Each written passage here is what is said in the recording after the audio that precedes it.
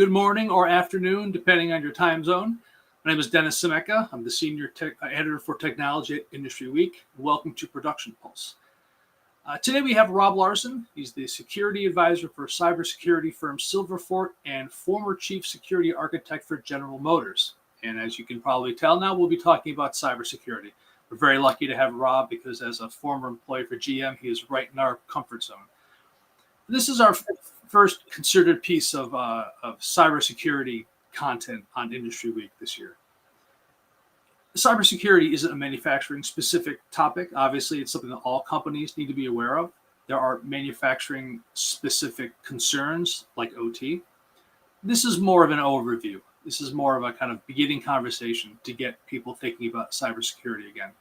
And the obvious context for all these conversations now are the SEC reporting rules that went into effect last year that require manufacturers to disclose material events within a few days of the incident taking place. I think what's interesting is we saw last year that, obviously there's a, increased cadence of reporting. But very often manufacturers were reporting incidents that weren't material, getting ahead of the game, if you will, just in case they became material. So I think that indicates manufacturers need to be even more aware of cybersecurity when they were in the past, not just if the incidents are material, but just generally to get ahead of the game because people, like investors, are watching. So Rob is the perfect person to have for this today. Again, working with General Motors, he is very familiar, intimately familiar with cybersecurity from the manufacturing point of view. Rob, thank you so much for joining me today. We're very lucky to have you. Hey, thanks, Dennis, for having me. I appreciate it. So before we kind of get into the meat of things, there's some language that we may or may not interject into this, but that often comes up organically in cybersecurity. We could talk about incidents or events, incidents, and breaches. So, Rob, could you quickly, in layman's terms, define what's the difference between a cybersecurity event, a cybersecurity incident, and a cybersecurity breach? Yeah, a security event is kind of that basic experience where, a security organization has kind of observable occurrences that are relevant to kind of security operations. They can be security events from a firewall. They can be Active Directory logs, and they can be either benign all the way to malicious. But not every single security event, is either an incident or a breach. Security incidents get a little more important, and those are both attempts and successful security violations. A breach, that's a real thing. That's when security controls have failed and somebody has successfully attacked your environment and successfully entered the environment. So what they say is all security breaches are security incidents, but not all security incidents are security breaches. Breaches are the worst. That means that the attack has been successful and somebody's inside your environment doing things. I think it's also important to go over those terms because any companies, manufacturers, will find that your legal team might ask you to be extremely careful in the language you use when describing a cybersecurity event. Yeah, they do. Breaches are a bad word unless it's true, right? And so that's why the lawyers are always very careful to look at the taxonomy because words matter. Mm-hmm. So kind of get into our first real question.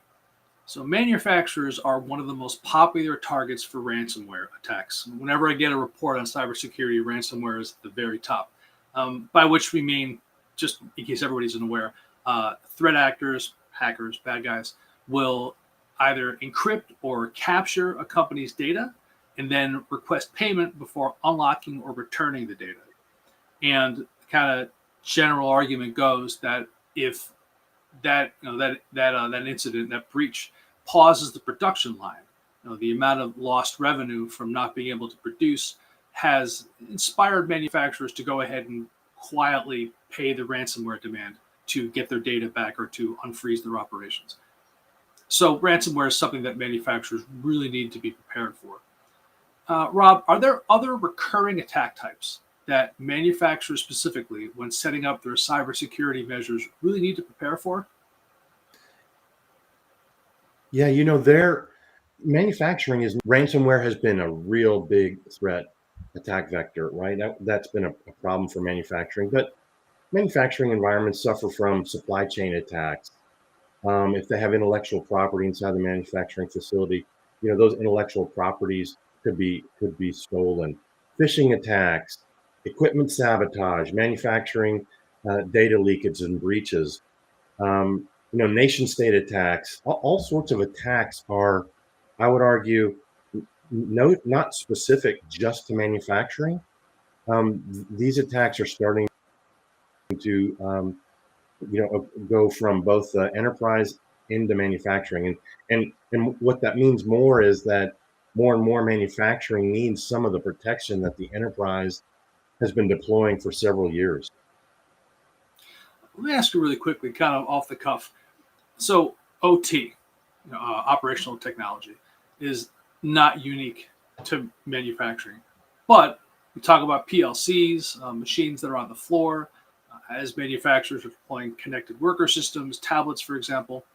Uh, Yeah. do do manufacturers need to put specific effort into OT, or do kind of standard? We just talked about cybersecurity is not specific to manufacturing. Do you does good cybersecurity hygiene kind of naturally cover that territory, or does there need to be kind of a separate concerted vein of thought around OT? Does that make sense? Yeah, I think, that's a great question, Dennis. And I really believe that when you're kind of tackling the manufacturing cybersecurity problem, you really have to design a security strategy that fits that manufacturing facility and what that manufacturing facility is producing. However, the same principles that you use on the enterprise can be applied in the manufacturing facility. You just may go about the security strategy differently. I think, and that's, I think, the difference between the enterprise and manufacturing. They have different systems in the data center for the enterprise than they do on the plant floor. And you do have to craft a strategy that makes sense for the devices and for the production style of that company.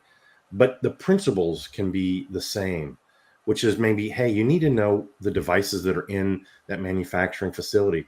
You really need to know how you're deploying your identity management strategy. Is it centralized to AD, or are they a bunch of local accounts? You need to figure out what your remote access strategy is. You need to understand what intellectual property might exist inside that manufacturing facility.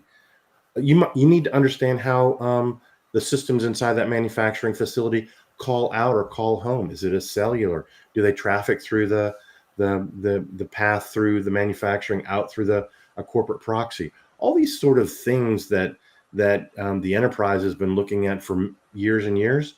The manufacturing folks now need to look at it from a pure manufacturing cybersecurity perspective. And that's a really healthy approach, because I think if you do that, you can take things that the enterprise has already used and deployed and use it inside the manufacturing facility. It's just an extension of some of the capabilities in the enterprise applied to the manufacturing, but maybe the policies are different. But some of the products are the same. So some of the most common advice Industry Week receives from cybersecurity experts to pass along to our readers is the importance of training and awareness. I kind of think that touches upon the previous question. We're talking about OT, people on the plant floor. I feel like there potentially might be even more people that need to be part of that awareness spectrum, for lack of a better word. In your experience, I'm sorry, Yeah. go ahead. No, go Oh, go ahead. ahead. Is that No. is that accurate? Do you think? Yeah. Yeah, I think, Dennis, that the manufacturing security awareness program has to be built and tailored for the constituency in those buildings. Meaning, you need to kind of figure out, like, hey, who's running the line here? How does that line operate? And begin to build out security awareness content that fits the persona of that individual in the manufacturing facility and aligns with some of the big problems that manufacturing facilities have. Ransomware is a big deal. Well, a lot of times that happens because maybe a unmanaged or semi-managed device connects to the manufacturing floor. It's already infected, or they brought in a USB key and they're updating PLCs with the USB stick, and the next thing you know, you've got some sort of crisis on the manufacturing floor. And, you know, awareness and training helps people either stop themselves from doing really bad things, or recognize that they've got a problem and immediately help contain it more quickly. So awareness and training tailored to the audience and the persona that, that fit the way the manufacturing folks operate is a great approach to sort of accelerating your ability to protect the environment. And I think that, the other thing that's interesting about that approach is it actually begins to help the cybersecurity people learn about what the factory does. Right? A lot of cybersecurity professionals that are associated with a company with a manufacturing presence, they never even go into those buildings. And it's really, really interesting when you walk into a General Motors manufacturing facility that's 4 million square feet under roof. Like, that's a really big building, right? And they make, every 6 minutes they make a car. And walking through that building, you begin to realize just how massive an effort is to make a car or a plane or a truck or whatever you guys are making, right? And all the piece parts that it takes, and all the machines that work on the line, on the conveyor belts, on the cranes, have computers in them, right? And they're all part of a network communicating throughout that factory to ensure that the line works properly and delivers on time. And so they're all an integrated game plan. And I think if you kind of tailor both the security strategy and the complementary security awareness capabilities together, you really have a powerful story that says, hey, we got our game going on. We know who's in the building. We know what's in the building. We know how people can connect to the building and how connectivity leaves the building. We've got our identity strategy, understood, right? And we're actively testing and we're actively patching where we can. And we're really focusing on it because that's the way you get strong protection and quick remediation. So when it comes to patches and inventorying, putting together a list of all the devices on a network, I think it's fair to say there are objective measures by which one can determine that they put proper cybersecurity hygiene in place. Literally, what's the new patch? Has it been applied? And Yeah, have you covered all of your devices? But when it comes to awareness and training, that's softer, right?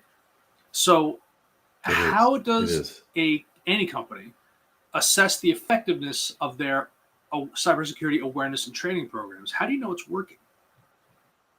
Yeah, you have to be careful because, as we were speaking earlier, Dennis, manufacturing facilities are where people make money. And so you have to be, it's kind of that delicate balance. But, there are methods of, testing the efficacy of your training program by, staging tabletop exercises with team members on breaks.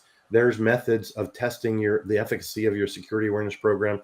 If you even do some mock or dummy connections of devices to the network, or if you hand out USB sticks, there's methods of sort of testing that.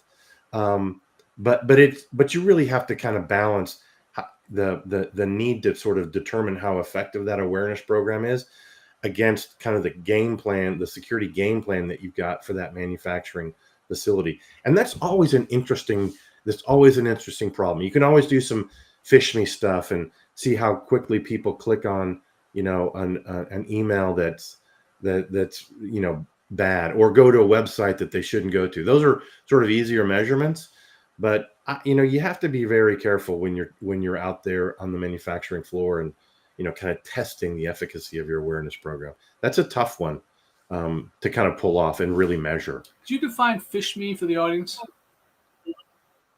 Oh, fish me is a strategy that you can use in your company, and it allows you to test people to see if they are able to recognize what a phishing email looks like.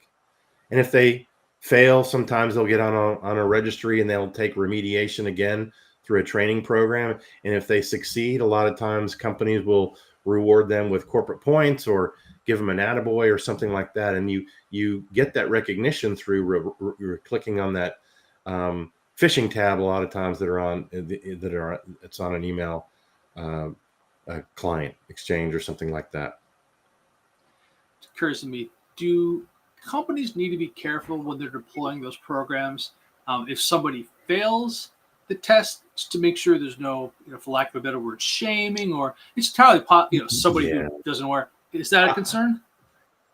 it is a big concern. Look, if on a global company, any global company, there might be English as a second language.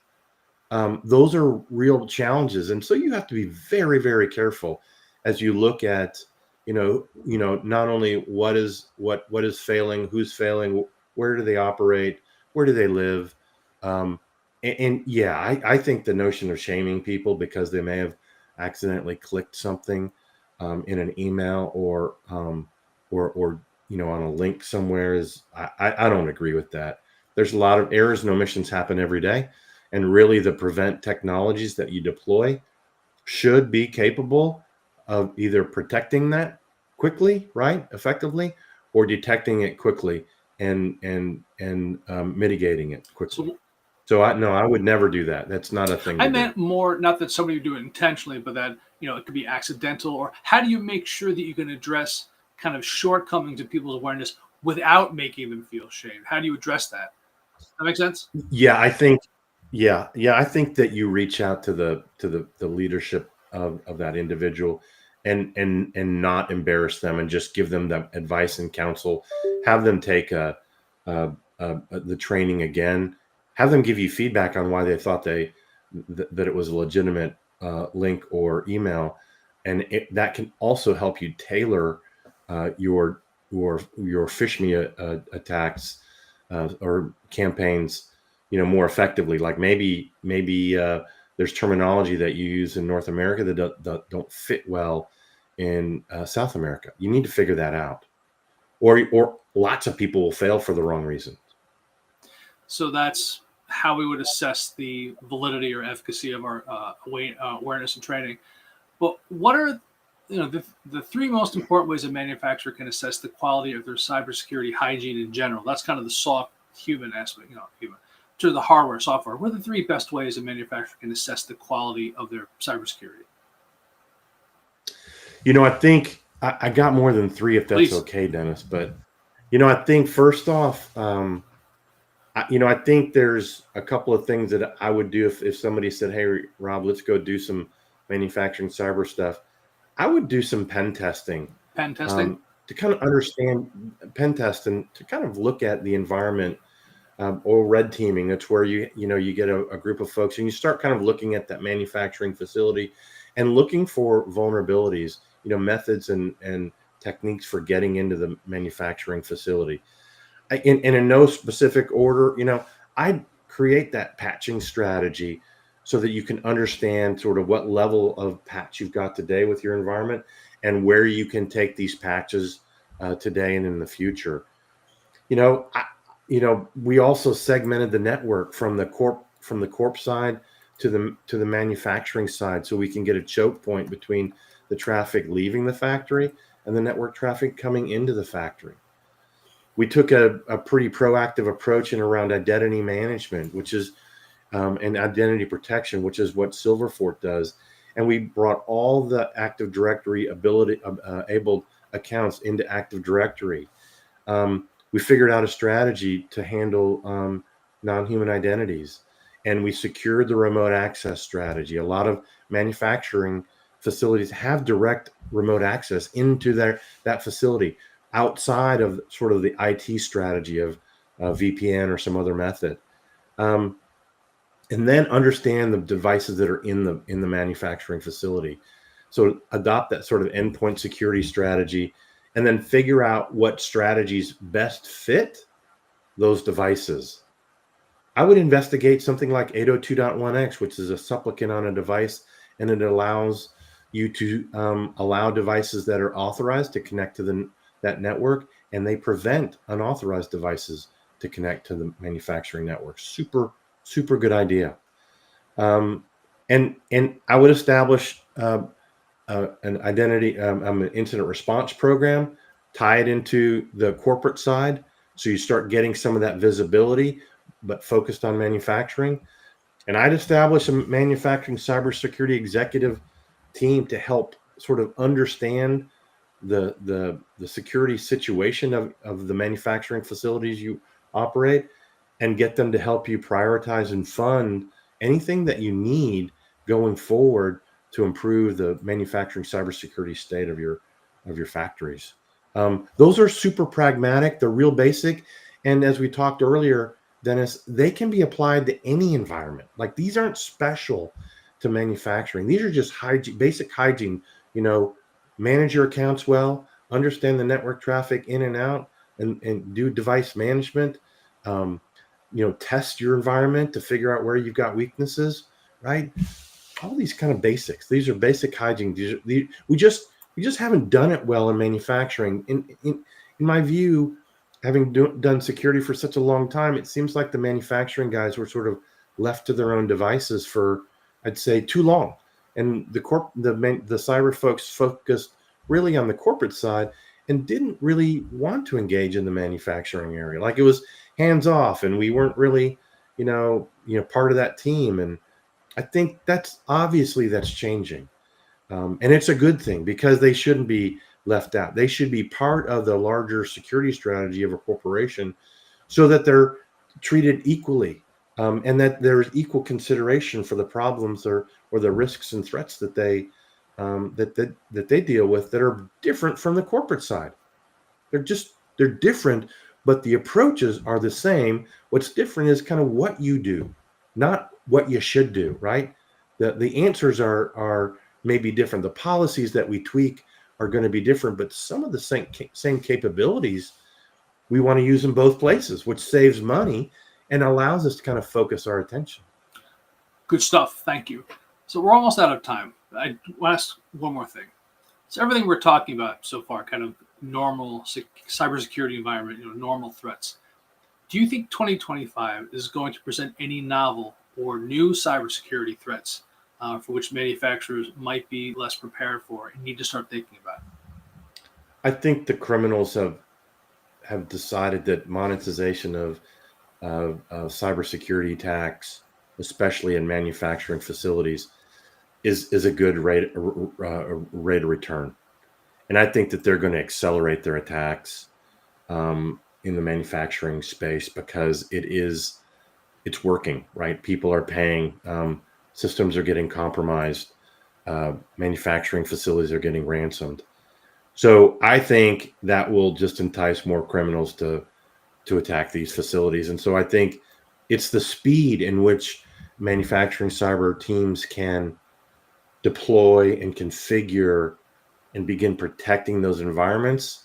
That is the challenge. Manufacturing is traditionally kind of a slow approach, because you don't want to disrupt the manufacturing process, and yet attackers are using that slowness, right? The pragmatic approach to their advantage, because they know we can't go fast, and they're using it and taking advantage of it and compromising our manufacturing facilities, and getting away with it because we're going slow.